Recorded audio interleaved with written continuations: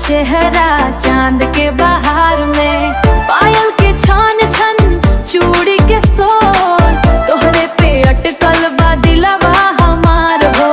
रूप तोहर लागे अनमोल होले, एकर मजाल बाकी बोले बोले, कमर हिलावतानी गोले गोले, केकर मजाल बाकी बोले बोले, कमर हिलावतानी गोले गोले, केकर मजाल बाकी बोले बोले। नजरिया मारो तानी धीरे धीरे, दिलवा के ले गइलू चोरे चोरे।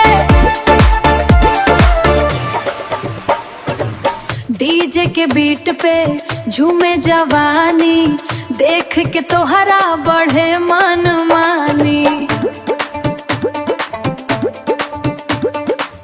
लाल चुनरिया उड़ेला हवा में, जादू चलावेलू अपना अदा में।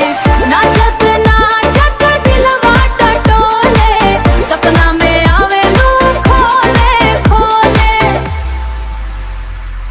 तोहर बिना अब लागे न मेला, तू ही बन गइलू दिल के सहारा। हंस के देखेलू जब एक बेरा, धड़कन कहेला तू ही हमारा।